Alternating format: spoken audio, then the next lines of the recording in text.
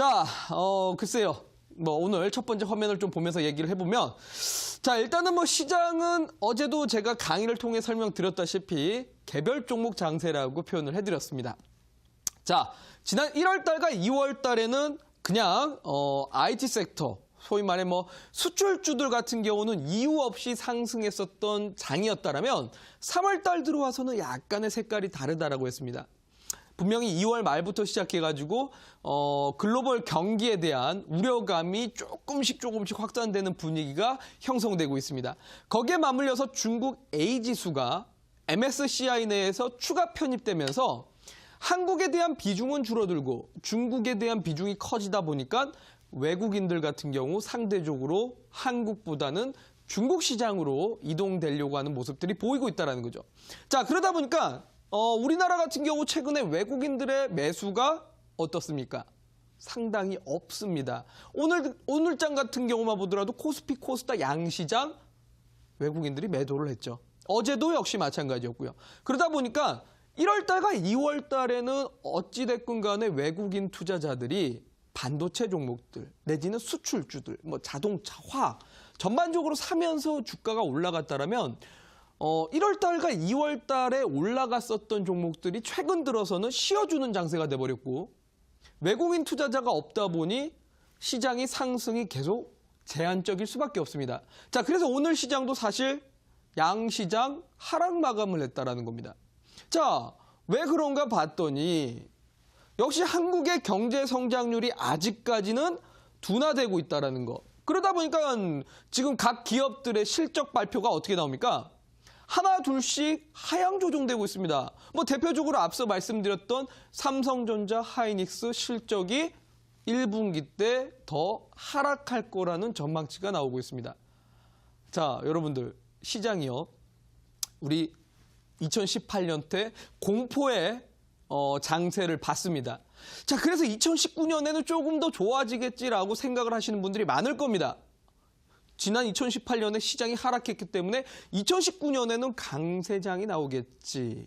자, 그런데 여러분들 경기가 회복되지 못하고 경제 상황이 좋지 못하면 강세장은 나올 수가 없습니다. 강세장이 나올 수 없다면 여러분들 어떻게 될까요? 상대적으로 종목들이 올라가는 게 적어질 수밖에 없는 겁니다. 특히나 기관들, 외국인들의 매수 참여도가 떨어지면은 그야말로 개별 종목들, 그냥 그때그때 이슈가 있는 종목들만 상승할 수밖에 없다는 거죠. 자, 그래서 여러분들이 아셔야 될 거는 3월 달부터 시작해서 아마 4월 초 중순까지는 이 개별 종목 장세가 이어질 가능성이 높다라는 거를 인지하시고 투자를 하셔야 됩니다. 그러면 지금 장에서 어떠한 종목들이 센지 그런 부분들도 잠시 뒤에 소개를 시켜드리도록 하겠는데 다음 화면 보도록 하겠습니다. 자, 보시면은 역시 최근에 계속 나오는 뉴스들입니다, 여러분들.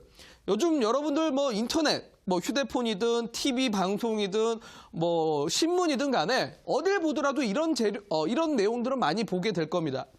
요즘에 제조업이 위기다. 1분기 실적 전망치가 하향 조정되고 있다. 그야말로 삼성, 하이닉스 50% 정도 하향될 거라는 내용들 나오고 있습니다. 뿐만 아니라 많은 제조업종들, IT, 기업들 역시 지금 실적이 계속 둔화되고 있다는 흐름이 나오고 있습니다. 그러다 보니 지금 삼성, 하이닉스를 필두로 해서 1분기까지는 아마 기업들의 실적이 안 좋을 거라는 전망이 계속 나오면서 시장 상승을 가로막고 있다고 봐야 될 것 같습니다. 자, 다음 화면 보도록 할까요? 자, 그러면 여러분들 정확하게 인지하시고 당분간은 어찌됐건 간에 제한적 상승이다. 그러니까 상승은 할 겁니다.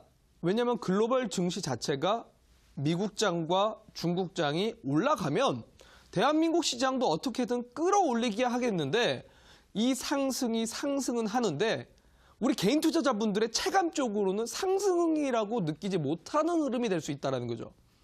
결국 이제 하락하는 종목은 많은데 상승 종목이 제한적인 개별 종목 장세라고 봐야 됩니다. 앞서 말씀드렸다시피 외국인, 기관 투자자, 매수가 아니라 관망만 하고 있습니다. 글쎄요. 지난 1월 달부터 지금까지 3개월 동안에 기관 투자자가 산 날이 손에 꼽을 정도입니다, 여러분들. 글쎄요. 세 손가락 안에 듭니다. 1월 달부터 지금 3개월 동안에 기간 투자자, 소위 말해서 기간이라는 거는 투신이랑 연기금을 말합니다. 근데 투신과 연기금이 매수한 날을 봤더니 1월 달과 2월 달에는 아예 없었습니다. 그나마 3월 달에 이틀 정도 있었는데 그 뒤로 다시 지금 매수가 아니라 매도 포지션입니다. 오히려 관망의 흐름이 더 강하고 관망보다는 약간의 매도 분위기가 보인다는 거죠. 그렇기 때문에 수출주들, 소위 말해 IT, 제조업종들, 자 여기는 좀 상대적으로 약할 수밖에 없습니다. 결국 삼성 하이닉스의 실적 회복이 되거나 아니면 반도체 업황이 지금 계속적으로 하락을 하고 있는 상태지만 자 하락이 어느 정도 이제 끝이 보이기 시작할 때쯤에나 좀 반등의 흐름이 나올 수 있다는 겁니다. 그렇게 좀 알고 계셔야 될 것 같아요. 그러면 결국 지금 장세에서 상대적으로 강한 거는 어쨌든 지금 3월 달이 상패 시즌이라고 불립니다. 감사 보고서 제출이 안 되는 기업들 같은 경우는 뭐 장중에 갑자기 급락이 나올 가능성도 있지만 상대적으로 이익 전망치가 높은 회사들, 소위 말해 이번 2018년까지의 실적보다 2019년에 실적이 증가할 수 있는 기업들, 뭐 대표적으로 휠라코리아 같은 경우가 최근에 주가 상승이 엄청나게 올라가고 있는 거는 이익 전망치가 올라가기 때문에 그렇죠. 자, 그렇기 때문에 상대적으로 이익 전망치가 높은 기업들이 매력이 될 수밖에 없다라고 보셔야 될 것 같아요. 경기가 둔화되면 당연히 현재 돈 잘 버는 기업들의 돈은 쏠릴 수밖에 없습니다, 여러분들. 뭐 대표적으로 IMF 때만 보더라도요. 당시에 여신을 썼었던 대다수의 중소기업들 내지는 우리 개인 투자자들도 대출을 많이 썼다가 IMF 때 다들 힘들어했습니다. 그런데 97년, 98년 때 당시에 상대적으로 덜 피해받고 오히려 그때 기회가 됐던 사람들이 있습니다. 누굴까요? 현금성 자산이 많았던 사람들입니다. 금이 많았던 사람들이나. 그 사람들이 IMF 당시에는 별로 힘들지 않았습니다. 자, 무슨 말이냐? 경기가 안 좋다라면 당연히 미래 가치보다는 현재 돈을 잘 벌고 있는 회사에 쏠릴 수밖에 없기 때문에 자, 이익 전망치 높은 기업들에 투자를 하시거나 아니면 그게 아니라면 뭐 개별적인 모멘텀이 강한 종목들 예를 들어서 뭐 미세먼지가 워낙 심해서 정부 정책으로 미세먼지에 대해서 정책이 나온다라든가 뭐 오늘 같은 경우는 또 이제 5G 관련해가지고 이슈가 나왔기 때문에 이런 재료가 강한 종목들에 집중 투자를 하셔야 이 개별 종목 장세에서 살아남을 수 있다라고 보셔야 될 것 같습니다. 자, 근데 사실 여러분들 어렵죠. 특히나 지금 방송 보고 계신 분들이 또 직장인 분들도 상당히 많으실 텐데 아니 일하느라 바빠 죽겠는데 실적이 좋은지 안 좋은지 언제 찾아본단 말입니까? 어렵습니다. 그리고 자 개별 모멘텀이라는 건 그때그때마다의 이슈, 뉴스를 봐야 되는데 뭐 예를 들어갖고 갑자기 오늘 장중에 뭐 정부에서 무슨 정책이 나왔다. 그럼 그 관련된 종목들이 그날 급등을 하거나 주가가 상승을 하는데 사실 매일매일 그냥 HTS를 보고 계신 분들이 아니라면은 이런 내용들을 쫓아다니기가 어려울 겁니다. 자, 근데 우라노스가 이렇게 적어놨어요. 뭐 이론적인 측면은 그렇기 때문입니다. 하지만 자, 걱정하지 마십시오. 이 내용이 어렵다면 제가 조금 더 여러분들에게 무기를 하나 드리도록 하겠습니다. 자, 제가 2주 전에는 여러분들에게 환율에 대해서 강의를 한번 한 적이 있습니다. 자, 그런데 환율 말고 오늘 우리나라 증시에서 가장 큰 매크로로 작용하는 요소가 하나 더 있습니다. 다음 화면 보도록 할까요? 자, 여러분들은 요거 하나를 아셔야 됩니다. 유가입니다. 증시에 가장 큰 영향을 주는 요소 중에 하나가 바로 유가입니다. 여러분들, 유가. 기름입니다, 기름. 네, 원유죠, 원유. 대한민국이라는 나라는 특수성이 바로 이제 수출 국가입니다. 제가 아마 TV 방송을 통해서 여러분들에게 강의를 많이 할 때 항상 말하는 내용입니다. 대한민국은 어쨌든 여러분들 수출 국가라는 거는 그 누구도 반박할 수가 없습니다. 자, 근데 이 수출 국가의 특성이 뭐죠? 결국은 원유. 우리나라는 산유국이 아니기 때문에 기름을 사와서 결국 이거를 가공품을 만든 다음에 비싸게 팔아야 됩니다. 그렇다면 결국은 장사의 기본은 싸게 사와서 비싸게 팔아야 되기 때문에 원유, 바로 원재료가 싸야겠죠. 자, 그렇기 때문에 유가가 하락할 경우에는 대한민국 입장에서는 비용이 절감이 되고 증시가 상승할 수 있는 효과를 발생을 해줍니다. 자, 여러분들 잘 생각해 보십시오. 작년 10월 달에 유가가 배럴당 70달러였다가 최근에 들어가지고 배럴당 45달러까지 떨어졌었습니다. 자, 그러다 보니까 증시가 다시 반등 나오기 시작하는 환경을 만들어줬습니다. 자, 그런데 작년에 여러분들 10월 달 전에 지수가 떨어졌던 이유가 바로 이겁니다. 유가가 엄청나게 올라갔습니다. 앞서 말씀드렸다시피 작년 2018년 9월까지 유가가 배럴당 70달러가 올라갔습니다. 이게 무슨 말을 뜻할까요? 원자재를 비싸게 사온다면 당연히 비용이 증가될 수밖에 없습니다. 이거는 우리나라뿐만 아니라 중국도 상당히 비슷한 케이스인데요. 하루하루의 비용이 상당히 많이 나갈 수밖에 없기 때문에 수출국가 입장에서는 악재라는 거죠.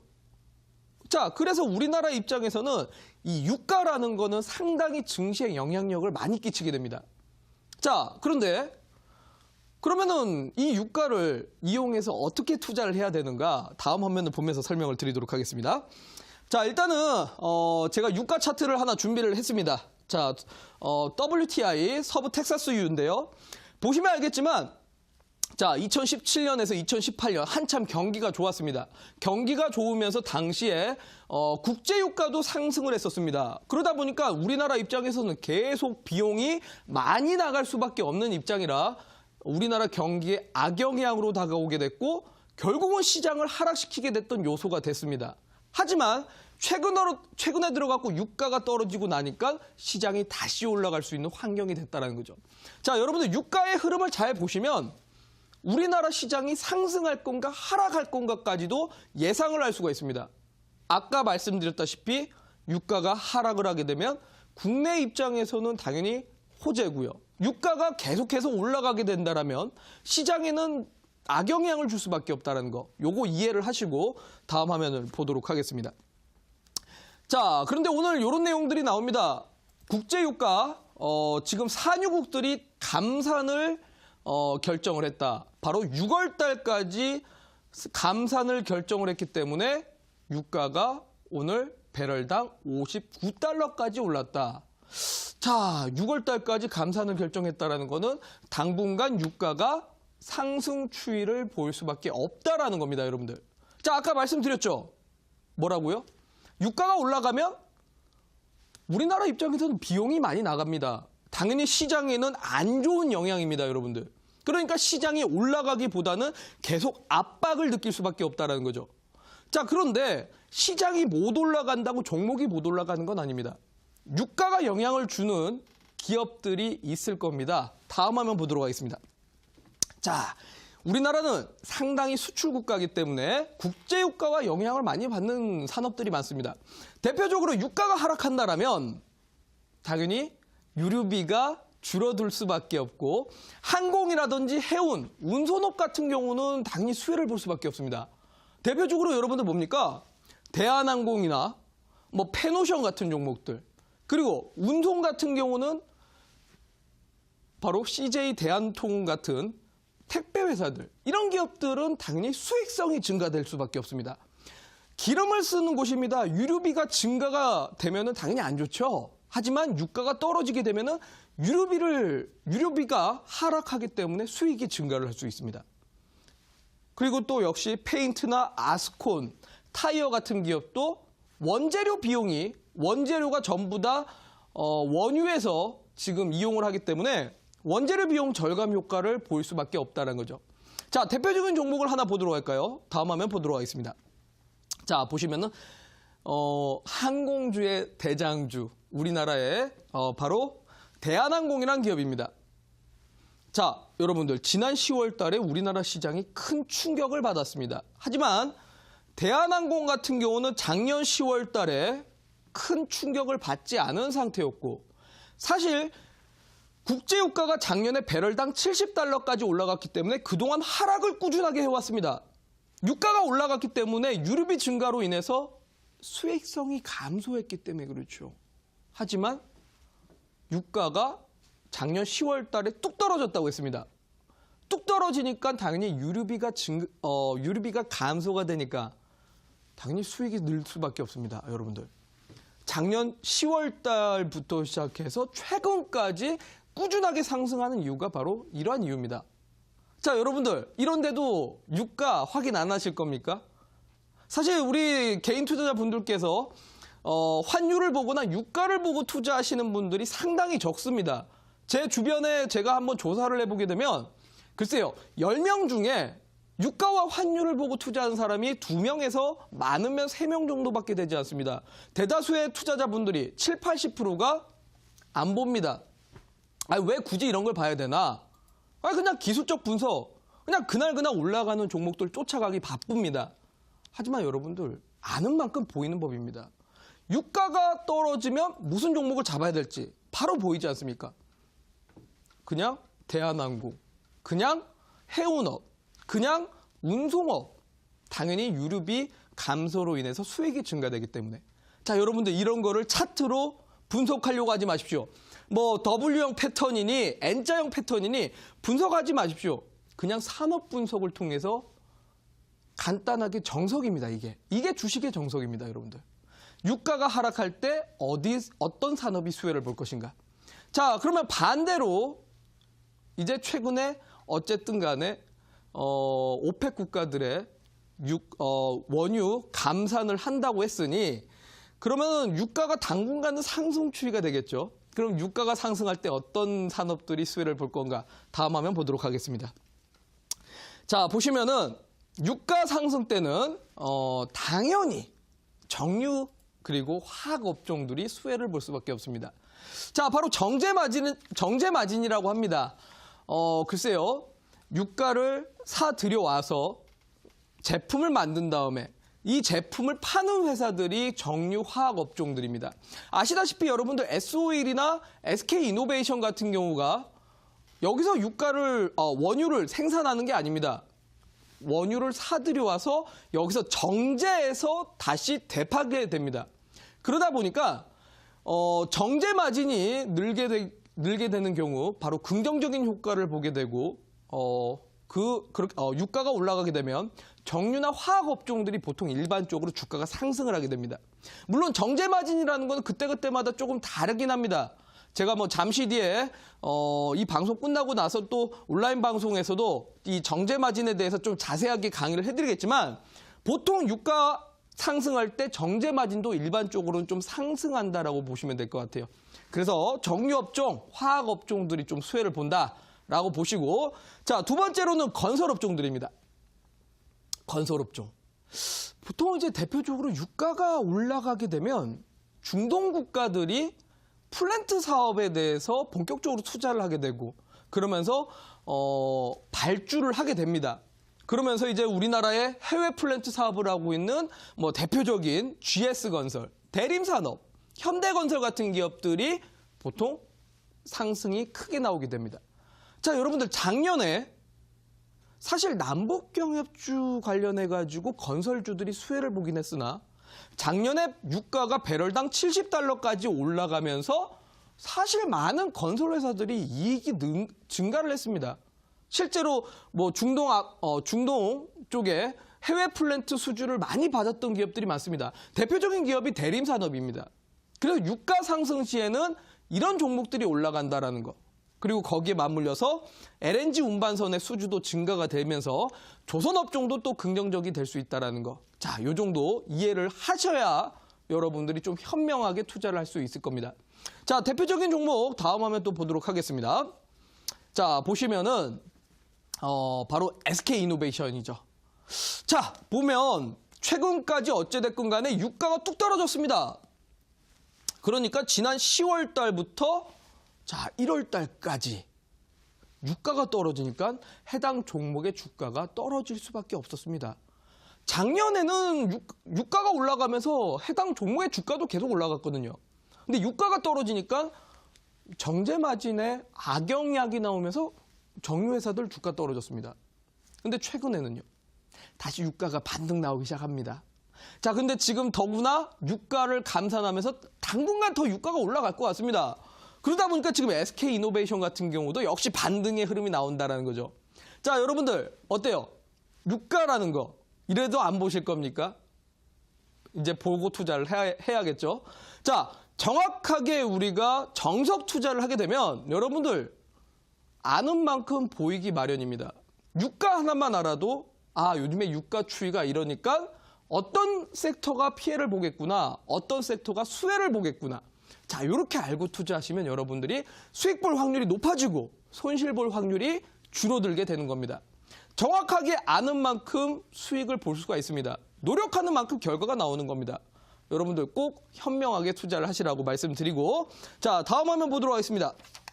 자, 그러면은 지금 어찌됐건 간에 개별 종목 장세입니다. 사실 근데 여러분들이 뭐 모멘텀, 정부 정책 이런 거 하루하루 쫓아다니기 바쁩니다.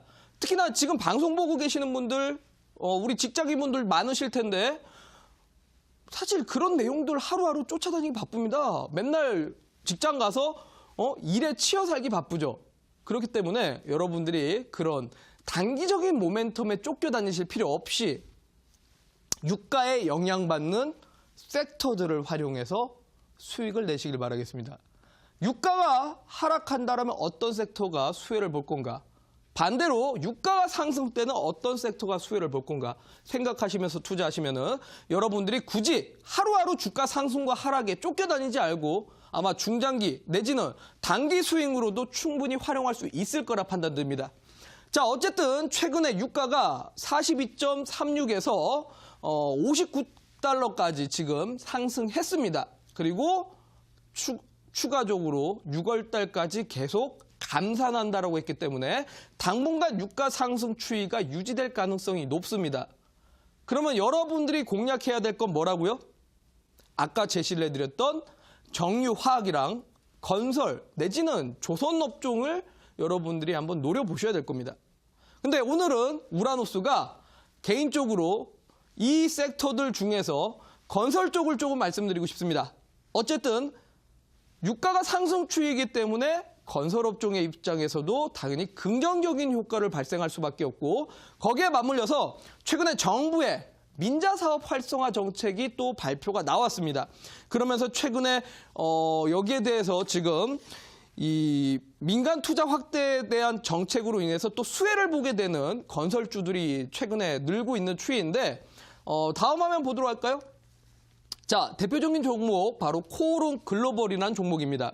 자, 코오롱 글로벌이 최근에 이 민자 사업 확대로 인해서 지금 시공 금액이 5,900억 정도 배당받았습니다. 그러다 보니까 지금 코오롱 글로벌이 최근 단기간 쪽으로 5거래일 만에 주가에 급등 나오는 모습이 보입니다.